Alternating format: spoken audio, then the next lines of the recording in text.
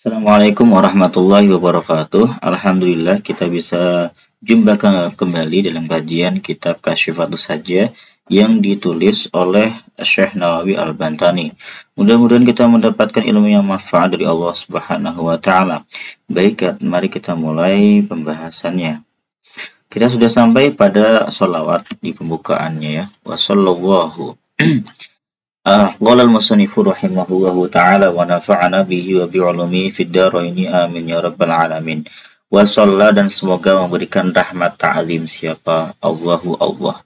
Ayat tegasnya maksudnya zadahu wahu, zada menambahkan hu kepada Rasulullah sallallahu alaihi wasallam siapa Allahu Allah, atfan terhadap kelembutan, wa ta'ziman ta'atfan tuh bisa bermakna kasih sayang juga ya, wa ta'ziman dan kehormatan atau kemuliaan juga bisa. Ini kemuliaan dan kasih sayang dan kemuliaan. Wassalama dan semoga Allah memberikan kesejahteraan, taslim. Ai zadahu wa semoga Allah menambahkan kepada Rasulullah tahiyatan penghormatan uzma yang agung, balagot yang mencapai apa tahiyat ad-darajata al-quswa yaitu tingkatan al-quswa yang sangat jauh, tingkatan yang sangat jauh, yang sangat tinggi. Jadi sholawat itu artinya adalah misalkan kita membaca salat wassallallahu ala sayyidina Muhammadin wa ala alihi wasallam, itu maksudnya ya Allah berikanlah, tambahkanlah kasih sayangmu dan kemuliaan kepada Rasulullah SAW dan berikanlah kepada dia penghormatan setinggi-tingginya. Itu makna sholawat ya dari yang dijelaskan oleh Syekh Nawawi Al-Bantani. Mas'alatun, ada sebuah masalah. Qala berkata siapa Ismail, Syekh Ismail ibnu Musa anaknya Musa Al-Hamidiyyu yang berbangsa Hamidi. Fa'in qila apabila dikatakan ar-rahmatu lin-nabi hasilatun, sesungguhnya rahmat atau kasih sayang bagi Nabi itu sudah pasti hasil atau sudah pasti Nabi memperoleh rahmat. Fatalabuha tahsilul hasil, maka ketika kita meminta rahmat kepada untuk Rasulullah SAW itu sama saja menghasilkan yang telah hasil begitu. Kalau jawabu, maka jawab dari pertanyaan ini, jadi dia nanya, kasih sayang kepada Nabi kan sudah pasti ada.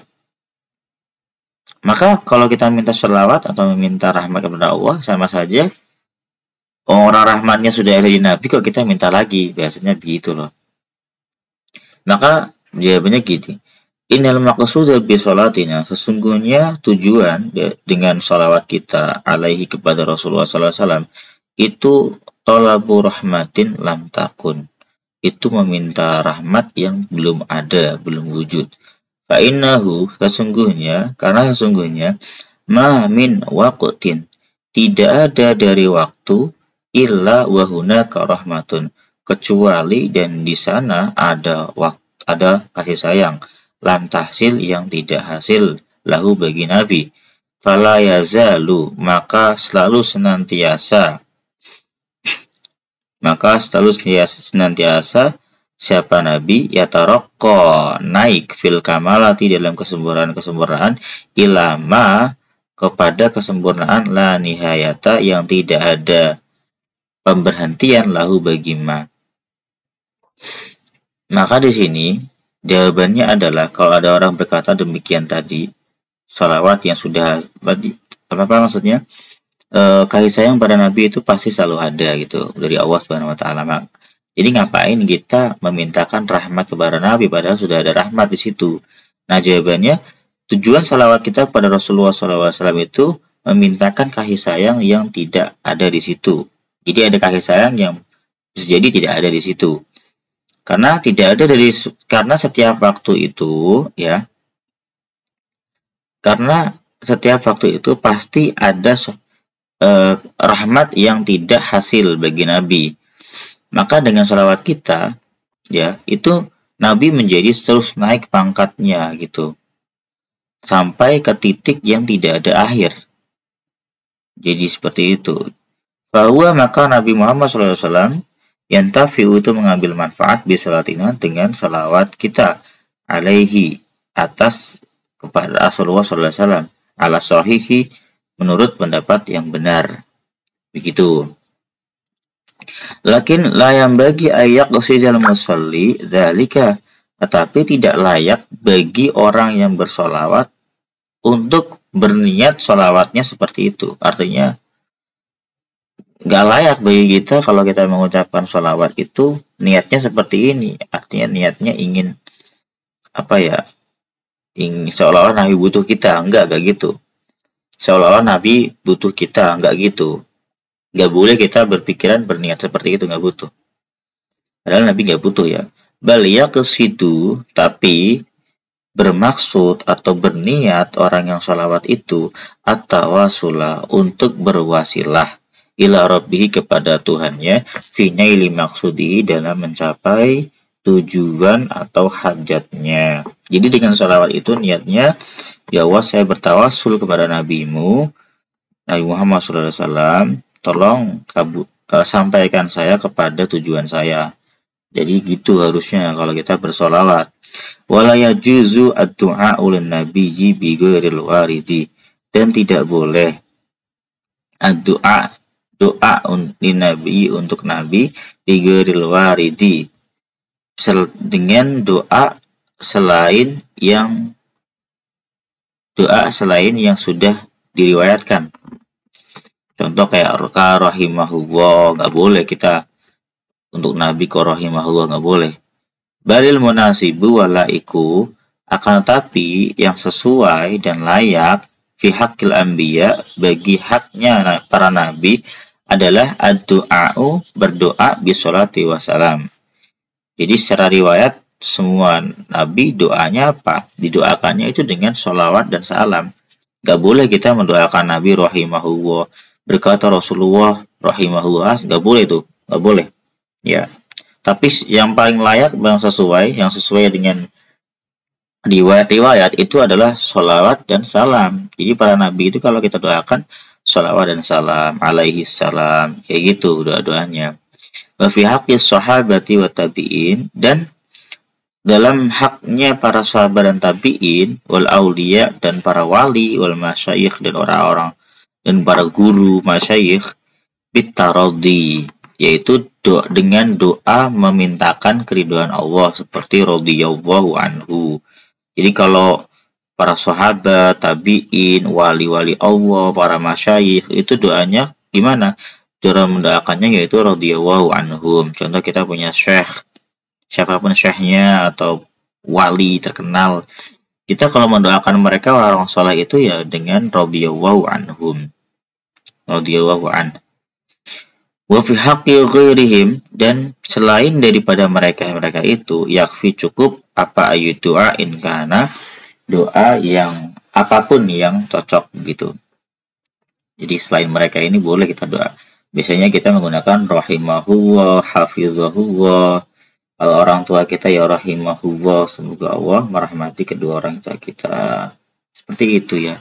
Itu cara mendoakan nabi, cara mendoakan sahabat, tabi'in, wali, guru dan orang tua kita. Ala sayyidina Muhammadin, kepada junjungan kita Nabi Muhammad SAW. Dua, adapun lafaz Muhammad ini afdhalu asma'ihi, itu merupakan nama nabi yang paling afdal. Wal musammi lahu, adapun orang yang menamakan untuk Nabi Muhammad bidzalika dengan nama Muhammad, siapa itu? Yang menamakannya itu jadduhu, kakeknya Abdul Muthalib, bernama Abdul Muthalib, fi sabi'i wiladatihi, di hari ke-7 kelahiran Rasulullah SAW, limauti abihi qablaha, karena kematian ayahnya qablaha, sebelum kelahiran Rasulullah SAW. Faqila lahu, maka dikatakan kepadanya, lima samaituhu Muhammadan, kenapa engkau menamakannya Muhammad? Nah, ditanya Abdul Muthalib, kenapa engkau menamakannya Muhammad? Walaysa min asma'i abaika wala qaumika. Padahal nama Muhammad itu bukan nama-nama ayah kamu, leluhur kamu, bukan. Dan juga bukan nama kaummu. Faqala, kemudian Abdul Muthalib menjawab, rojautu, aku berharap, ayyuhmada, agar orang anak ini selalu senantiasa dipuji, fisama'i, di langit, wal ardi, dan bumi. Wa qad haqqaqallahu raja'ahu, dan sungguh Allah telah memastikan harapannya Abdul Muthalib. Jadi sudah dikabulkan. Wangkila, dan dikatakan al-musammilahu bidzalika umuhu. Ada juga yang pendapat yang mengatakan yang menamai Nabi Muhammad dengan nama Muhammad itu adalah ibunya.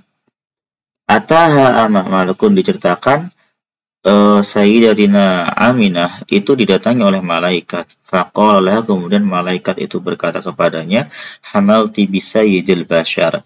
Kamu telah mengandung pimpinan manusia. Fasamihi Muhammadan, maka namakanlah anak kamu itu dengan nama Muhammad. Wa innama, ini pendapat lain ya. Jadi kita bisa pakai pendapat ini atau pendapat ini, dua pendapat. Wa innama ata bisolati fi awali kitabihi, dan sungguh penulis kitab Safinatun Najah itu membawakan sholawat di awal kitabnya ala Rasulullah SAW, atas Rasulullah SAW, amalan, karena beliau mengamalkan bil hadisi al-qudsi, mengamalkan hadis qudsi. Wa huwa qauluhu ta'ala, hadis qudsi itu berbunyi firman-Nya Allah Ta'ala, abdi, wahai hambaku, lam tashkurni, kamu tidak akan pernah bersyukur kepadaku, idza lam tashkur man, apabila kamu tidak bersyukur atau berterima kasih, man, kepada orang, khatamin nabiyyin. Man ajraitu, ajraitu. Jika kamu tidak berterima kasih, man, kepada orang, ajraitu, yang aku alirkan an-ni'mata terhadap kenikmatan ala yadaihi, atas kedua tangannya. Itu dalam kitab Kanzul Amal halaman 8628 Jadi ada hadis, wahai hambaku, kamu itu tidak akan pernah bisa bersyukur kepadaku jika kamu tidak bersyukur kepada orang yang aku alirkan kenikmatan pada kedua tangannya. Ya, maksudnya ini ya Nabi Muhammad SAW. Wala syakka, dan tidak ragu, tidak ada keraguan sama sekali, annahu, bahwasanya Nabi Muhammad SAW itu al-wasitatul udma, yaitu beliau adalah penengah yang paling agung, perantara yang paling agung, lana, bagi kita, fi kulli nikmatin, dalam setiap nikmat. Jadi kita makan nikmat itu juga berkahnya Rasulullah SAW.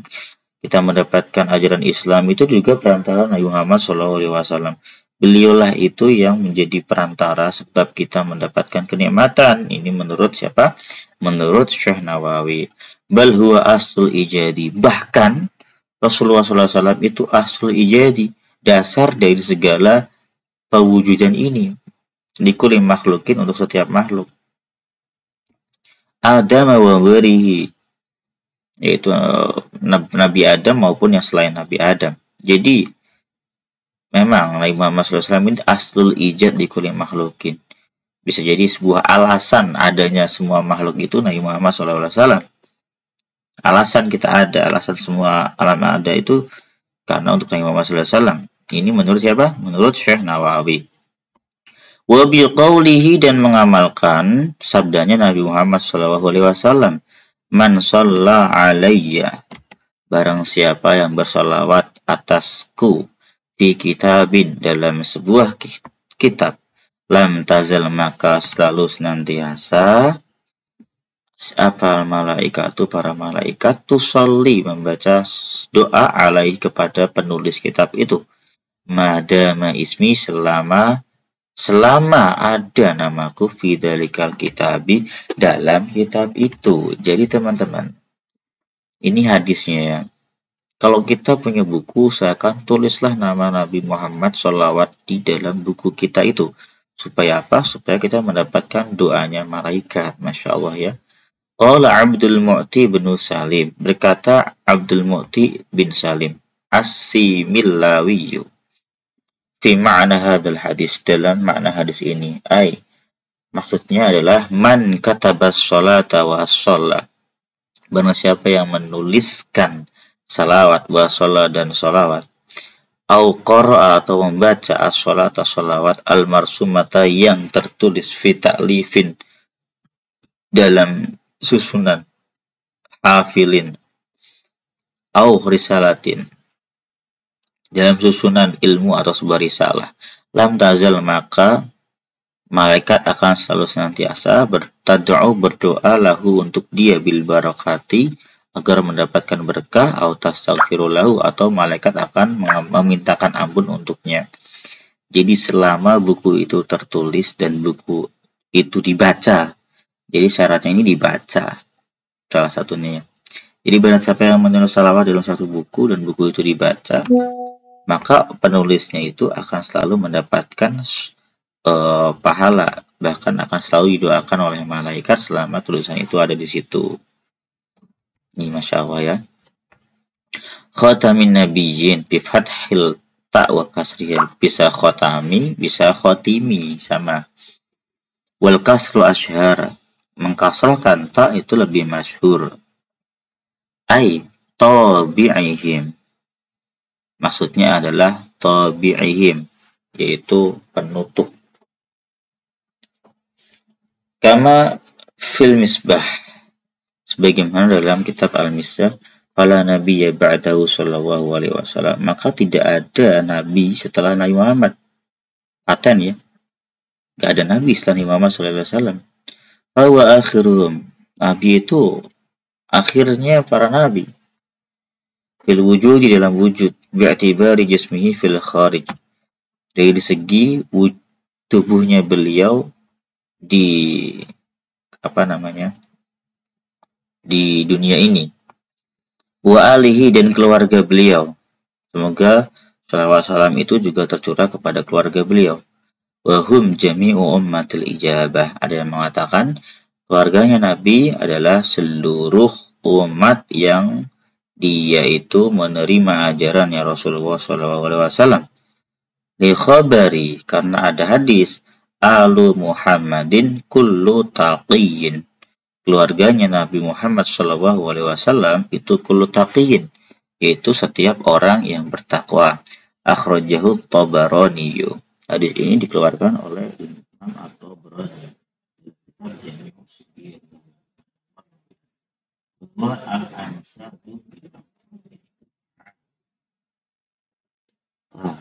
Lafaz alu ini merupakan pernasaban dengan makom doa. Jadi nasab tapi hanya dalam hal doa, dalam doa. Walau asin, walaupun orang itu bermaksiat atau walaupun pengikut Nabi itu bermaksiat. Li'annahum ahwaju ila du'a'i min ghairihim, karena orang-orang yang bermaksiat itu adalah sebenarnya mereka itu orang-orang yang paling butuh doa daripada selain mereka.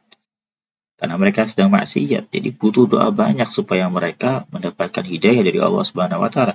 Jadi justru mereka itu yang paling butuh doa ya. Kalau selain mereka yang sudah soleh-soleh, orang-orang yang sudah soleh itu ya tidak terlalu butuh banget. Ya butuh juga sih, tapi tingkat kebutuhannya ya orang maksiat ini yang lebih butuh.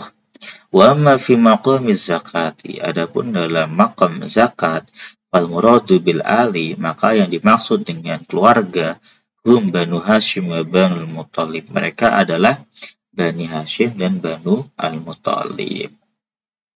Tanbih nih, peringatan. Aslu alin, asal kata alin, ahlun, yaitu kata ahlun.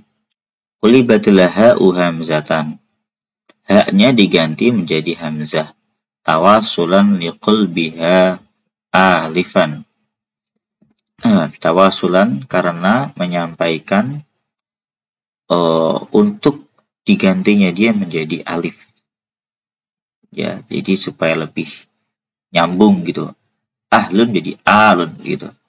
Summa qulibatil hamzatu alifan, kemudian hamzah menjadi alif. Lisukuniha wa infitahi ma qablaha. Karena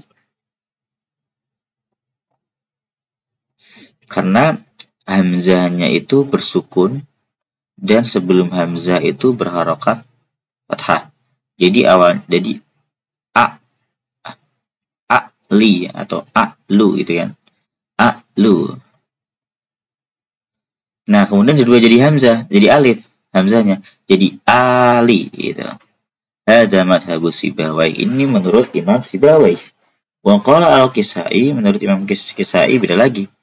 Asluhu, adapun asalnya awalun. Nah, asal kata alun, kata Imam Kisai itu awalun. Ala wasni jamalin. Wazannya jamal. Taharakat al-wawu, berharokat wawunya, dan wanfataha ma qablaha, huruf sebelum wawu itu difatahkan. Makulibat alifan, maka wawu itu dirubah menjadi alif. Setelah dirubah menjadi alif, jadinya panjang. Alun itu menurut Imam Kisai. Nah, kita lanjut di pertemuan selanjutnya, yaitu tentang wasahbihi dan seterusnya. Terima kasih sudah menyimak. Kita insya Allah akan kaji kitab ini sampai khatam. Bagi Anda yang suka channel ini, silahkan di like, komen, dan subscribe, dan share video ini supaya lebih banyak manfaatnya. Baik, jangan lupa untuk selawat kepada Rasulullah SAW, karena kita akan selalu memetik berkah-berkah beliau dan kenikmatan-kenikmatan yang lewat beliau. Ala hadhihi niyah, syukran. Mohon maaf jika ada salah kata. Assalamualaikum warahmatullahi wabarakatuh.